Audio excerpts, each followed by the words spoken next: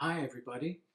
In this short video, we wish to share our adventure in building a wind turbine for the country house where we spend our weekends. Now, you'd probably want to know where that is.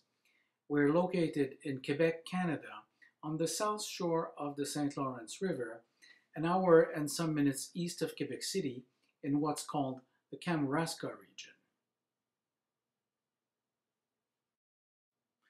The climate up here is four seasons, with extreme summer temperatures at 35 degrees centigrade, that's 95 Fahrenheit, and extreme winter temperatures of minus 37 centigrade or minus 35 Fahrenheit.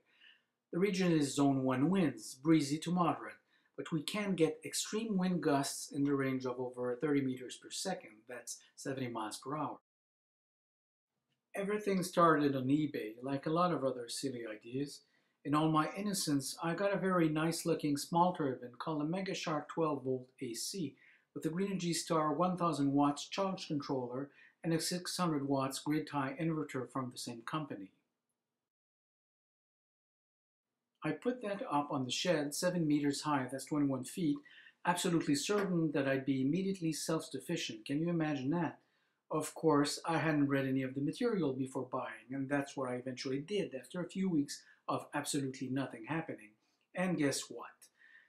The turbine needed 5 meters per second, 12 miles per hour winds just to start, and 15 meters per second or 35 miles per hour to reach maximum power output. There was no way I was going to get anything interesting happening here. A friend of mine, who happened to know a bit more than myself, suggested that I put the turbine higher up, and my handyman found me a second-hand 12 meter or 40 feet freestanding DMX tower made by White Antenna, which we combined to another of the same kind to reach the 15 meter or 50 feet height I wanted to get for my PMA. I bought all the necessary equipment to get up there, learned how to do that, and came to enjoy this actually. We finally installed the turbine 16 meters up, that's 52 feet. So I was rubbing my hands and expecting a lot, and nothing happened. It was pretty discouraging to look at these three little blades staying idle up there when the wind was actually blowing my hat off on the ground. After some extensive look around on the web, I found a lot of the information I needed with Missouri Wind and Solar, that's MWANDS.com. I figured that 7 quality blades would give me the RPM I needed, so I ordered Raptor Generation 4 blades, got them, and put them up. And the turbine immediately started to turn while I was still up in the tower. The only problem was that my Chinese MegaShark had not been designed for such efficiency, and the tail was too short. So instead of tracking the wind, the turbine turned the other way around and presented the tail first in the wind, in a downwind manner. Oh, trouble, I thought. I didn't have much time to climb down and hide while the nut loosened and released the spinning blades free, which it eventually did, and the blades set, hit the snow-covered ground, and survived. I immediately started working on a tail extension made in aluminum, which we installed. Now it seemed everything was in order. The electronics inside the house started putting on a very nice LED light show. There was some vibration though, shaking the tower from the ground up and from the top down as the wind would increase or decrease in speed. Of course, what else can you expect when you totally alter a PMA design with the new super efficient blade set and a stupid handmade tail extension? Although there was no apparent damage to the hub from the blade falling, I guess there was some slight imbalance. Guess what?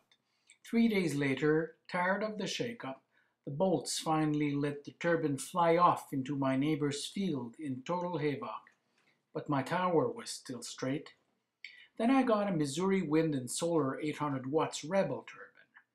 Temperature was well below minus 18 centigrade or 0 Fahrenheit when I climbed up my tower to install the turbine, and adding the wind chill factor, it was around minus 30 centigrade or minus 22 Fahrenheit. You couldn't work without gloves for more than half a minute at a time. These were frontline conditions, really thrilling. The best part came later during the night, where we had a full moon in clear skies. Looking at the turbine against the moonlight with binoculars, imprinted images at the back of my head, which I shall keep a very long time. The design of these turbines is absolutely flawless. The turbine started producing electricity in 3 meters per second or 6 mile/hour winds. With the dense winter air blowing at 5 or 6 meters per second, 12 miles per hour, I knew there was definitely something happening, although I didn't have any means to measure how much I was getting. Pickup trucks were now driving by in front of our house at a much slower speed. I even saw a few jaws open. Missouri Wind and Solar had made me king of the hill. But not for long. On Thursday, January 31st, 2013 at 11:15 a.m., 6 days later, the turbine was brought down by sudden tower failure in 30 meters per second wind or 70 miles per hour and had no chance in these extreme weather conditions. The tower came down behind my back where I had actually been standing just seconds before. The entire body crashed in a whiff so gently I could hardly hear anything. Albeit destroyed, it lay plundered in a very elegant pose. A hard dive to the ground nonetheless. Act of God. One day king of the hill, the next a pauper again. So much for afterthoughts. It's now early February 2013. You bet I already started planning my next move. This time there will be no guessing and nothing left to chance. It's all to be continued.